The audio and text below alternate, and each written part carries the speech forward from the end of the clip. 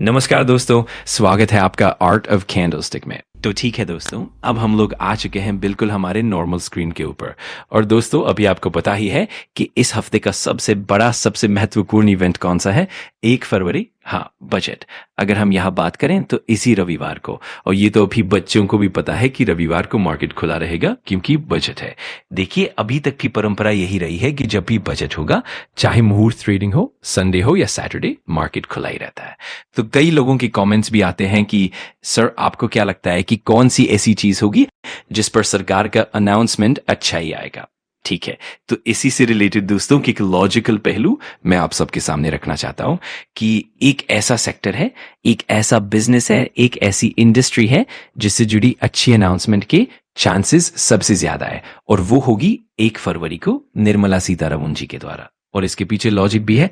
देखिए, हर बजट में कुछ न कुछ चीजें होती हैं, जैसे इंफ्रास्ट्रक्चर कैपेक्स कितना होगा, वो कम या ज्यादा हो सकता है। रेलवे से जुड़ी बातों में भी प्लस माइनस हो सकता है। लेकिन दोस्तों, एक सेक्टर ऐसा है जिस पर इस समय बहुत ज्यादा उम्मीदें टिकी हुई हैं।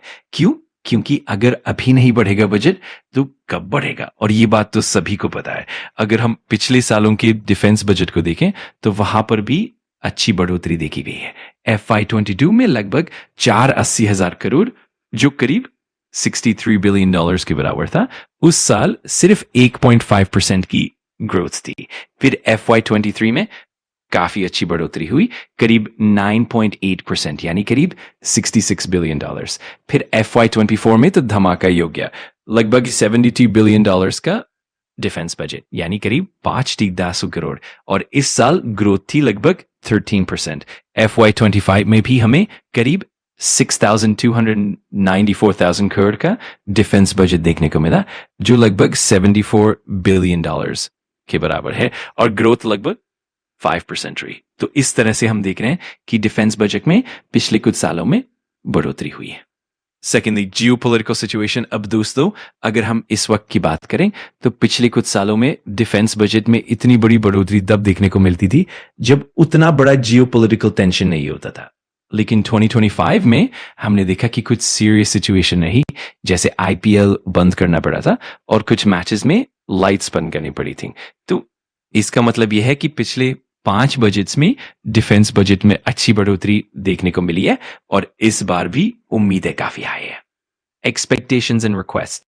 तो अब हम देख रहे हैं कि मार्केट एनालिस्ट की जो अपेक्षाएं हैं वो भी काफी ज्यादा इस क्षेत्र में बढ़ गई हैं। वे उम्मीद कर रहे हैं कि डिफेंस बजट में कम से कम 8% से लेकर 15% तक की बढ़ोतरी हो। अब ये सारी बातें एक तरफ रखते हैं और मिनिस्ट्री ऑफ डिफेंस MOD की बात करें, MOD ने सरकार से अनुरोध किया है कि डिफेंस बजट में 20% तक का इंक्रीमेंट किया जाए।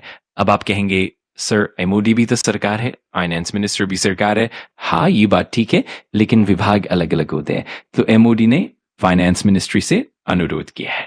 फाइनेंस मिनिस्ट्री का मतलब है निर्मला सीतारमण जी, जो बजट और फंडिंग का ध्यान रखती है। तो इस तरह से राजनाथ सिंह जी ने भी अनुरोध किया है निर्मला सीतारमण जी से कि पिछली बजट की तुलना में 20% ज्यादा बढ़ोतरी की जाए। अब क्यों इतनी ज्यादा मांग की जा रही है? क्योंकि परिस्थितियां बदल रही हैं और उम्मीदें भी बढ़ गई हैं। अब चाहे निर्मला सीतारमण जी 20% माने या 15% या 25%, ये सब तो बजट की तारीख को ही पता चलेगा, लेकिन उम्मीदें काफी ऊंची है। And beyond technological advancements in capex, अब हम देखते हैं कि पहले डिफेंस में कैपेक्स लगभग 26% के आसपास होता था। अब उम्मीद है कि बढ़कर 30% तक पहुंच जाए।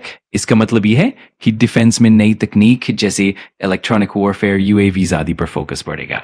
पहले लोग चाकू, भाले, तलवारों से लड़ते थे, फिर गोलियों से, और अब टेक्नोलॉजी की मदद से। तो इस तरह डिफेंस में टेक्नोलॉजिकल एडवांसमेंट्स के लिए भी काफी ज्यादा मांग है। इसीलिए डिफेंस R&D और ड्रोन टेक्नोलॉजी पर भी ध्यान दिया जाएगा। Defence exports and long term goals. अब डिफेंस एक्सपोर्ट्स की बात करें तो सरकार ने लक्ष्य रखा है कि डिफेंस एक्सपोर्ट्स को भी बढ़ावा दिया जाए, और लंबी अवधि का टारगेट 50,000 करोड़ रखा गया है। अब देखना होगा कि सरकार इस पर क्या कदम उठाती है। Manufacturing versus assembling. अभी तक हमारे देश में डिफेंस सेक्टर में ज्यादातर असेंबलिंग पर ध्यान दिया जाता था, यानी पार्ट्स बाहर से आते थे और हम उन्हें जोड़ते थे। लेकिन अब सरकार की कोशिश है कि इंडिजिनस मैन्युफैक्चरिंग को बढ़ावा मिले। Private sector in MSMEs। आखिरी बात, डिफेंस सेक्टर में प्राइवेट कंपनीज और एमएसएमईज की भी भूमिका बढ़ाई जा रही है।